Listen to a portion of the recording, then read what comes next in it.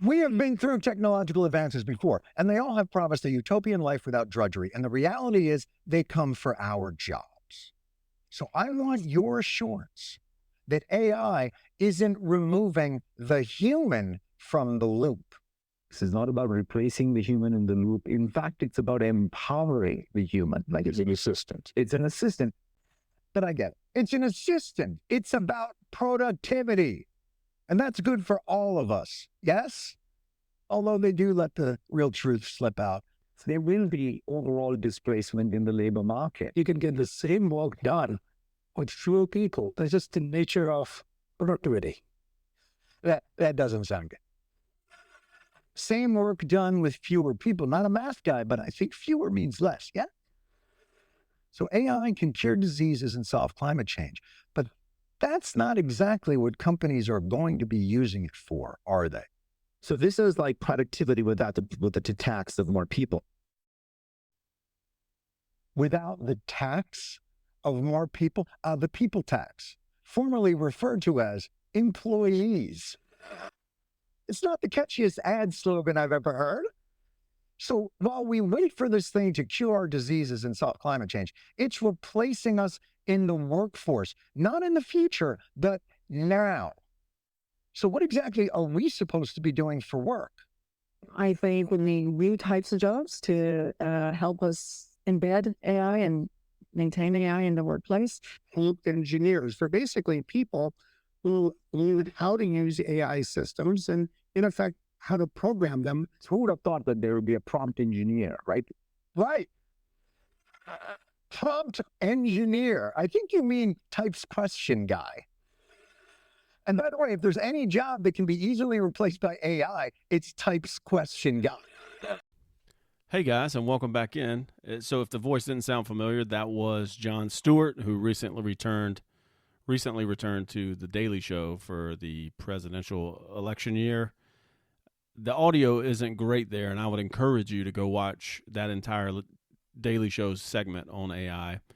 The subject isn't getting nearly the attention it deserves, even though tech leaders are telling us this is what's coming. We're developing this technology exactly for this purpose.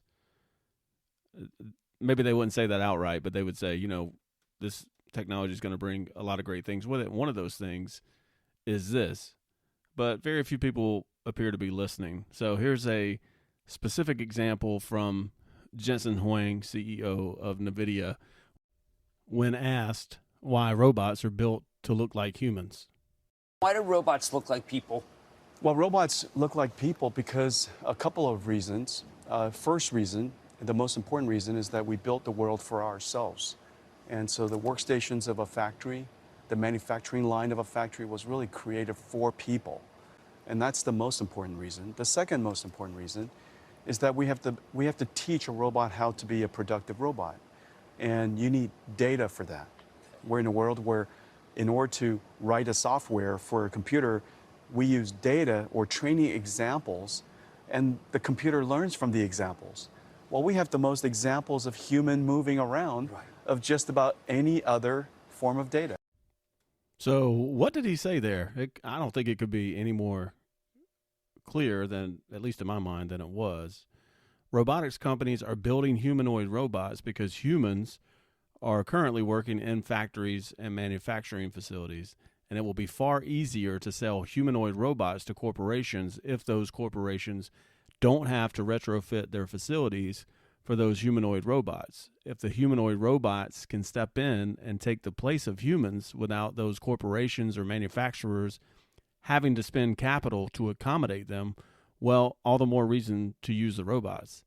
And his second point, adds insult to injury. The humanoid robots will have to use the data created by humans in those jobs to eventually replace humans in those jobs. And, that'll go over well. But back to Jon Stewart, it's good to see that this point is being driven home like somebody with a platform like he has. Perhaps it will evoke some action by, congressional leaders to try and confront the problem head on. I say that because Jon Stewart is no stranger to Capitol Hill, and if he's truly passionate or if he thinks this is an issue and he continues to belabor the point, maybe it will help, because there are a lot of issues or threats with AI, but none of those issues will hit home faster and harder for ordinary people than when those people begin to lose their jobs to AI in increasingly significant numbers. Remember, this technology doesn't take years to deploy, it takes days. And I'm glad he saw through the BS that is the prompt engineering job. I talked about that early on in this podcast, that these AI leaders were all talking about how new jobs will be created as a result of AI, and certainly some will, but they all touted prompt engineering as one of those potential jobs of the future, which, if you've ever used ChatGPT, it seems like a joke to think that that's going to be a job of the future. I mean, we certainly will use it in the future, but to think that it's going to be a profession is laughable.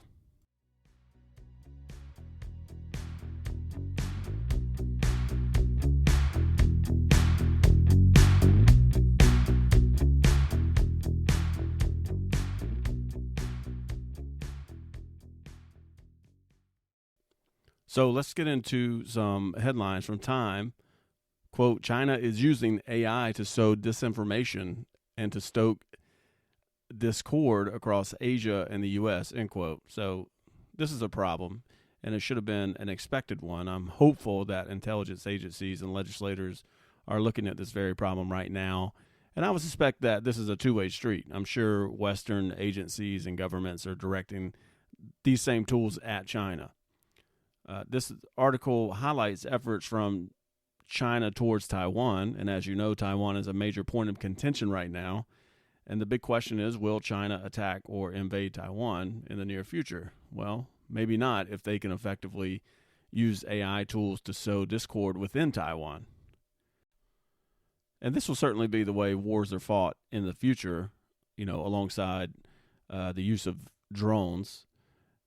And this article also highlights state-backed groups within China targeting Taiwan and the U.S., and from that article, quote, in the days after a train derailment in Kentucky, a social media campaign by Storm 1376, one of these groups in China, urged audiences to consider that it was orchestrated by the U.S. government, which said it was deliberately hiding something, end quote. So they do this through the use of memes or AI-generated photos and post on popular social media sites. Now, it's difficult for my mind not to go to immediately to a certain demographic of folks on Facebook who fall for these sorts of things, hook, line, and sinker. Disinformation is one of the major threats posed by AI. It's not a large leap to think that China could destabilize the country with the right event and campaign targeted at a certain demographic. We all know those folks that live on Facebook and buy into implausible conspiracy theories. I'm not going to name any specific event as I try to be apolitical on this podcast, but we have, one event in the U.S. very recently that should serve as a warning for disinformation. And also that particular demographic was duped beyond reason, but this technology is going to reach a maturity in the near future, which will make it near impossible to discern reality from synthetic. And unless the right safeguards are put into place, we will all be susceptible to disinformation campaigns. Our second headline is from PC Mag. Quote, judge throws out video evidence in murder case over AI enhancements, end quote. So this seems significant. We're about to be in a place where it's impossible to discern what's real and what's not. While video footage has historically been a major factor in prosecuting crimes, we're reaching a new territory where it's impossible to know if that video has been altered and to what degree by AI. And I'm sure there's more to come on this front. So from the Atlantic, quote, AI has lost its magic, end quote. So this article is more about the novelty of AI technologies like ChatGPT and Midjourney wearing off and settling in for everyday use. Its larger argument is that, a technology is taking over when people use it in their everyday lives. It becomes part of your tool set. But I want to harp on just for a second on the point that AI has lost its magic. This sentiment has been thriving on Twitter amongst the tech ecosystem And there are those in tech that I follow that have a technical reasons for why AI will or has hit a wall, and I can't begin to explain those points, but their contention that AI has outpaced our technical capabilities, so to speak. Gary Marcus, a professor at NYU, is probably the most vocal proponent of this AI stalling out theory, but there are others. In any case, those within AI firms or companies are still all gas and no brakes, and the releases we're seeing each week make me think differently about AI losing its magic. I think the wave is still very much building.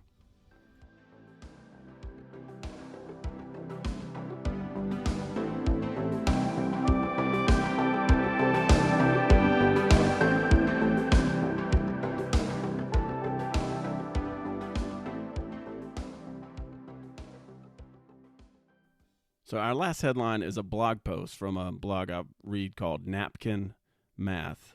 And the title of this particular blog is What Are AI Agents and Who Profits from Them?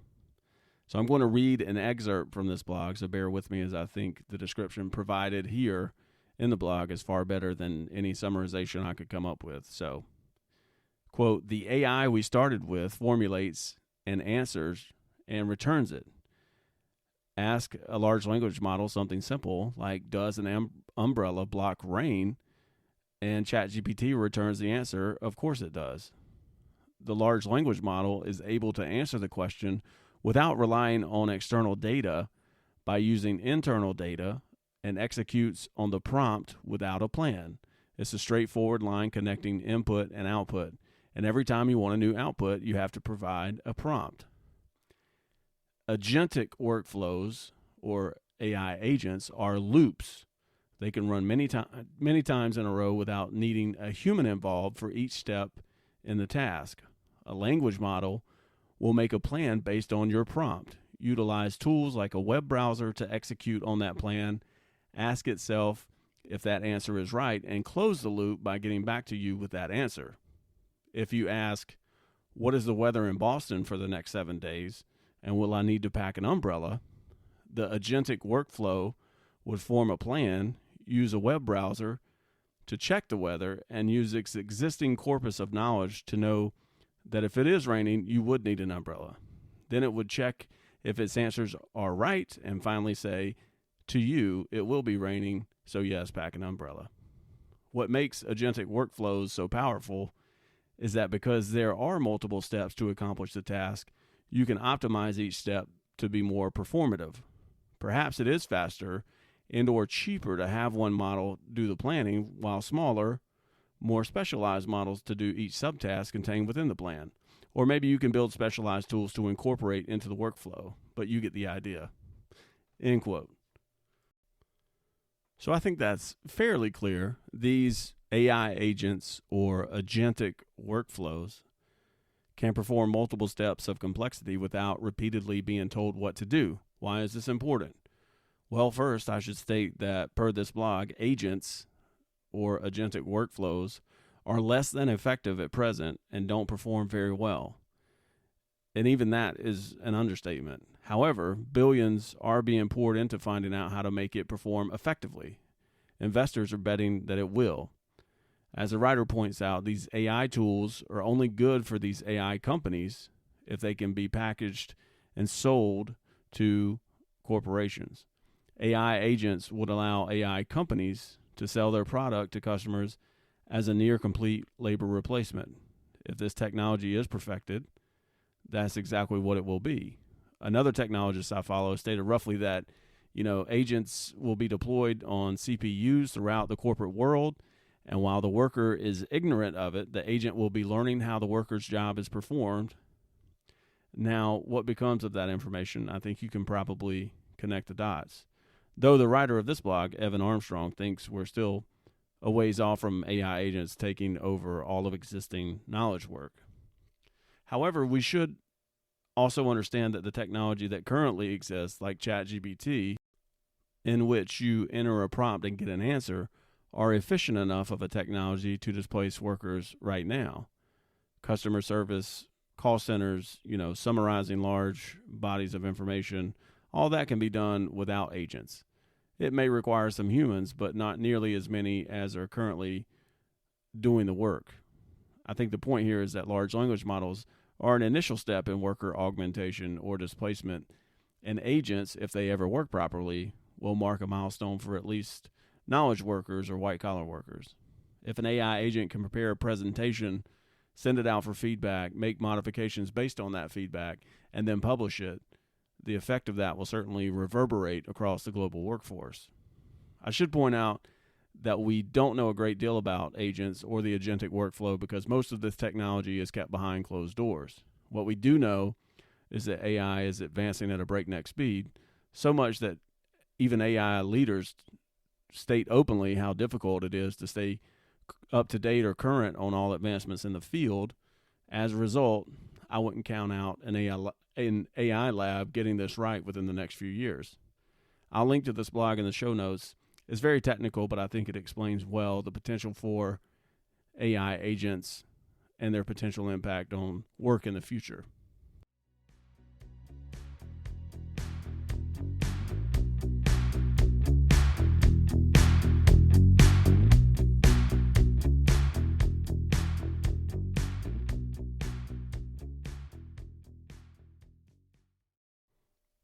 So there was a segment on 60 Minutes last week in which an AI therapist was highlighted, in case you needed another example of how AI is infiltrating every part of our lives.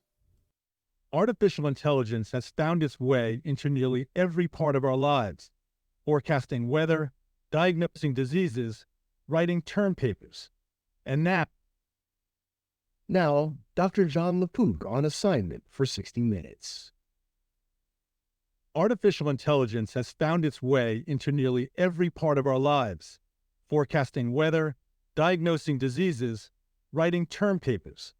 And now, AI is probing that most human of places, our psyches, offering mental health support, just you and a chatbot, available 24/7 on your smartphone. There's a critical shortage of human therapists and a growing number of potential patients. AI-driven chatbots are designed to help fill that gap by giving therapists a new tool.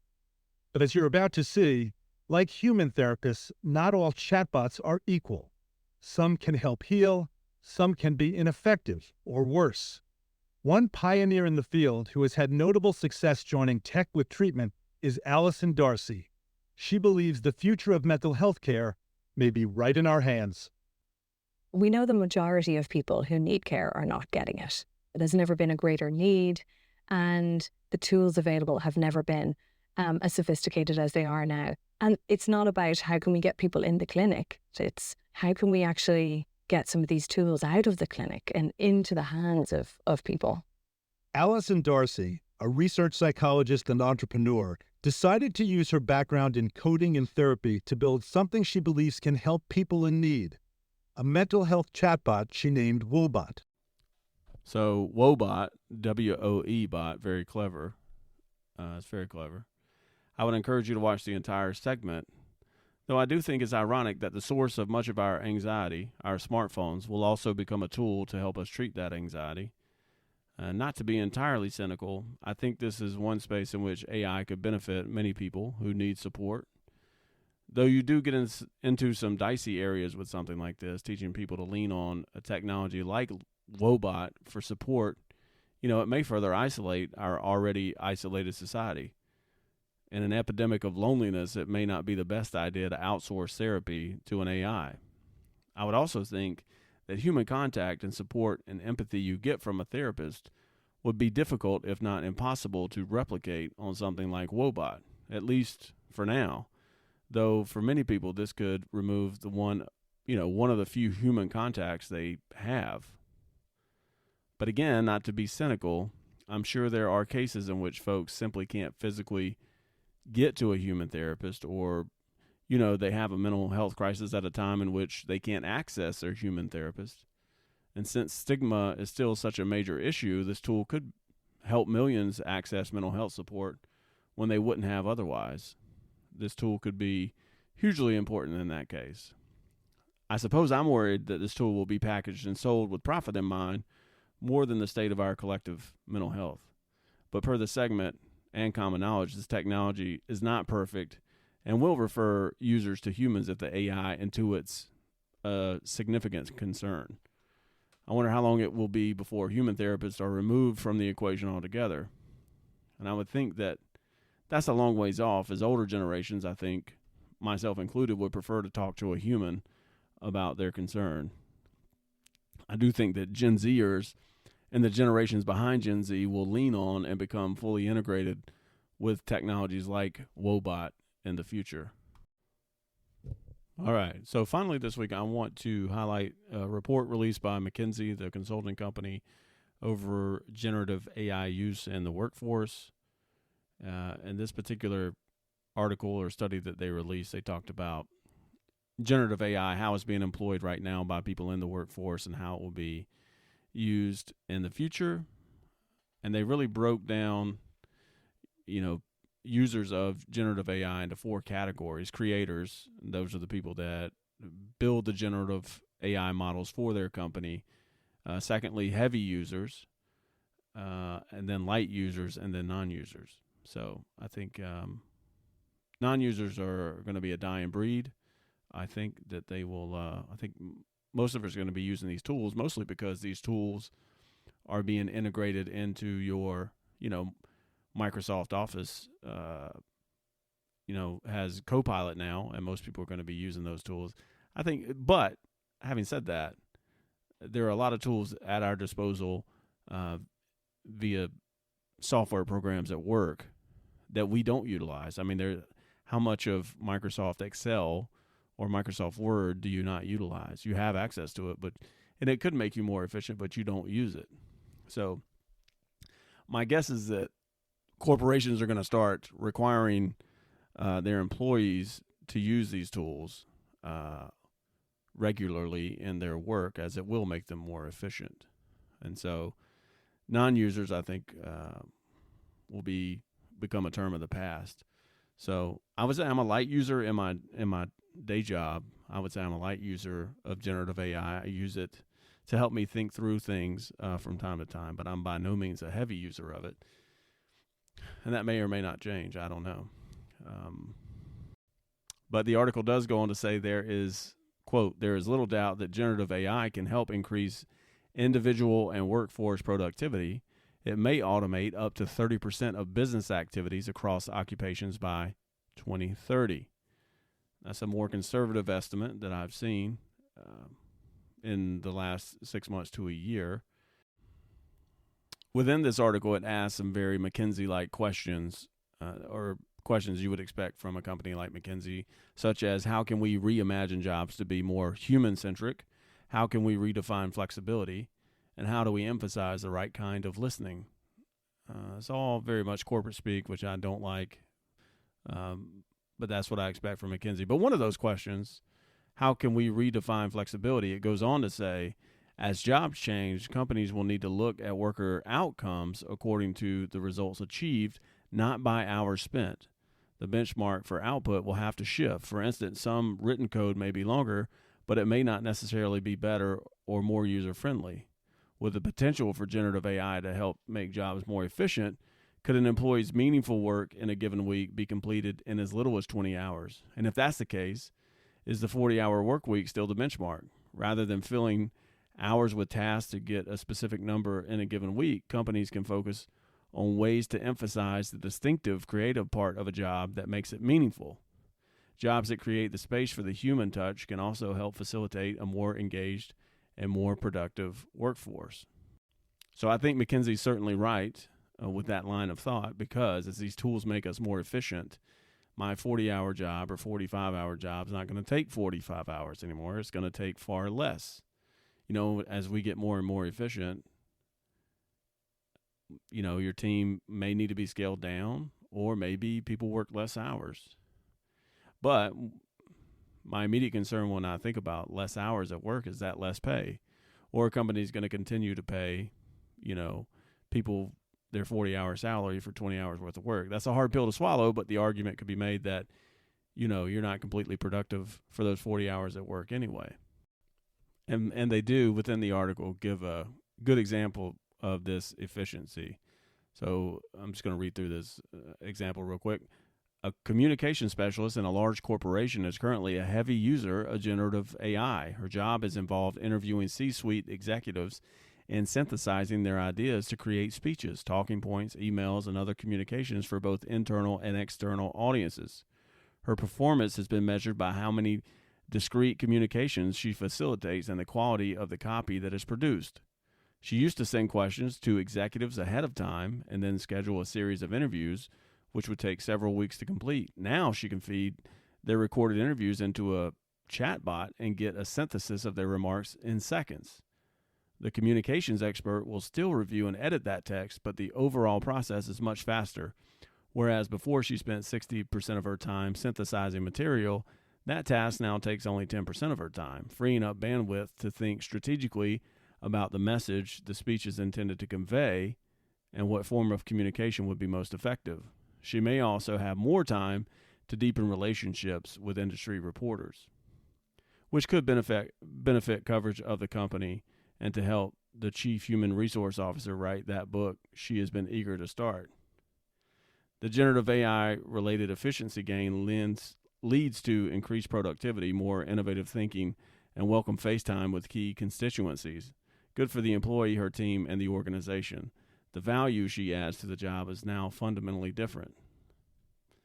So, I mean, I think that's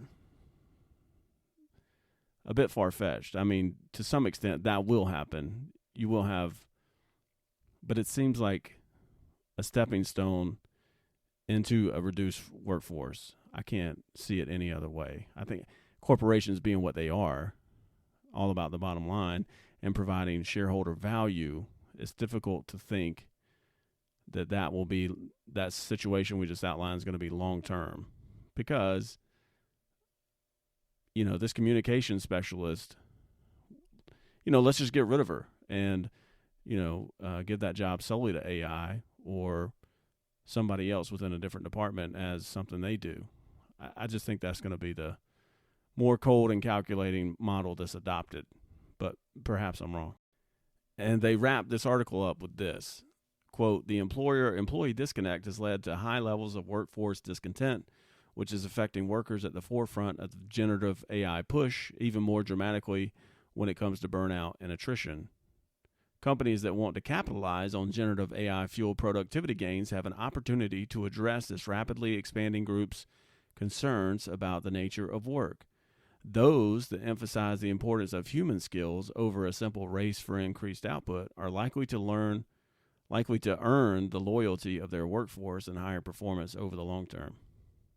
Again, I think long term these corporations are going to see they don't need a sustained workforce or a company of 3,000 when 200 could do the job. So, again, I think this is a step in the direction of overall reduced headcount.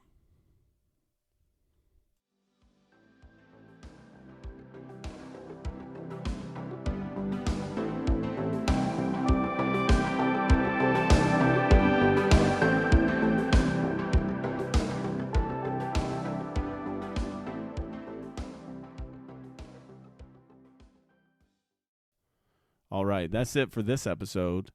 Remember, if you have questions or comments, you can send those to aiandyourjob@gmail.com. Remember to help us out wherever you can. Share this episode. Send it directly to friends via text. That would be a tremendous help. Thanks for listening, and we'll talk next time.